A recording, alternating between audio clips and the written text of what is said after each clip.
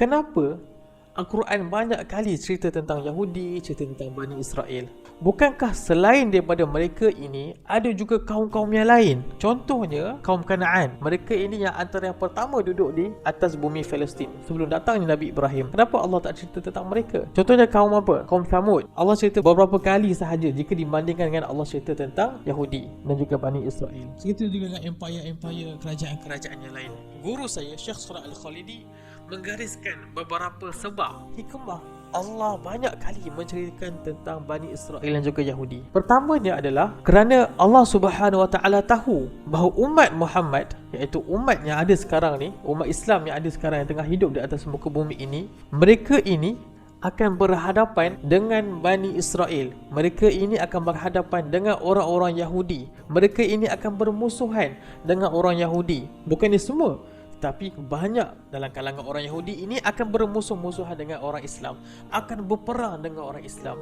Daripada turunnya wahyu Allah Subhanahu Wa Taala kepada Nabi Muhammad sallallahu alaihi wasallam, daripada mulanya agama Islam sampailah ke hari kiamat, umat Islam akan berperang dengan orang-orang Yahudi. Jadi Allah Subhanahu Wa Taala ceritakan dalam Al-Quran banyak kali kisah-kisah tentang Yahudi. Supaya apa? Supaya kita sedar, supaya kita tahu bahawa inilah hakikat umat Islam yang hidup di atas muka bumi kita ini. Kita akan banyak kali berhadapan dengan orang-orang Yahudi, dan Allah Subhanahu Wa Taala tahu perkara ini. Sebab itulah Allah ceritakan banyak kali tentang mereka. Yang keduanya adalah supaya apa? Supaya kita tidak menjadi seperti mereka. Umat Yahudi ketika dahulu, mereka ini adalah umat yang mana Allah Subhanahu Wa Taala hantarkan kepada mereka para nabi. Allah hantarkan kepada mereka para rasul. Allah berikan kepada mereka kitab-kitab wahyu, kitab Zabur, kitab Injil, kitab Taurat. Tetapi apa yang mereka lakukan? Yaqtuluna anbiya bighairi haqq. Mereka membunuh para nabi mereka, dan mereka meletakkan wahyu-wahyu, syariat-syariat yang diturunkan oleh Allah kepada mereka, mereka letakkan di belakang. Mereka tidak menghiraukan, mereka menipu para nabi mereka. Bahkan mereka demand lagi, lan nu'minaka hatta narallaha jahra. Kami tidak akan beriman kepada kamu sampailah kami melihat Allah di depan mata kami. Apa? Dia adalah tahap kesombongan dan keangkuhan mereka.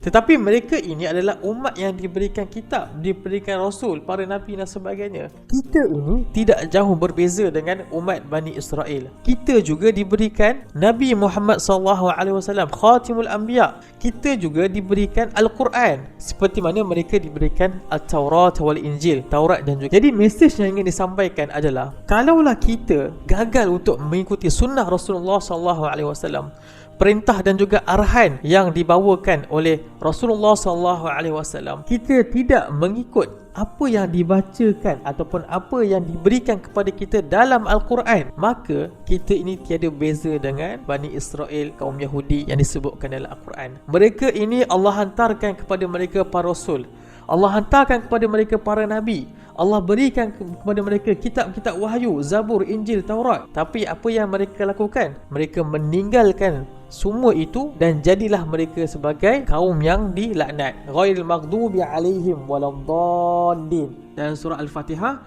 kita menafsirkan, para ulama menafsirkan ghairil maghdub dalam ayat yang terakhir itu, ghairil maghdubi alaihim. Dan ya Allah, jadikanlah kami ini bukan dalam kalangan mereka yang kau marah. Ghairil maghdubi alaihim. Siapa yang Allah marah itu? Siapa yang Allah laknat itu? Orang-orang Yahudi. Jadi itu mesejnya, supaya kita tidak menjadi seperti mereka. Kalaulah kita menjadi seperti mereka, summa qasat qulubukum min ba'di dzalika fahiya kal hijarah, maka hati kita akan menjadi keras, malah lebih keras lagi daripada batu. Jadi pengajaran-pengajaran ini, kisah-kisah tentang Bani Israel, Yahudi, apabila dia diceritakan Al-Quran, ia bukanlah untuk dikhususkan kepada mereka. Zaman mereka telah berlalu, mereka pun telah mati kesemuanya. Tapi cerita ini, sebab apa dia cerita Al-Quran? Inna nahnu nazzalna 'alaikal Quran. Kita turunkan kepada kamu Al-Quran. Inilah sebab kenapa Allah Subhanahu Wa Taala ceritakan banyak kali tentang Yahudi, Bani Israel dan juga Israel.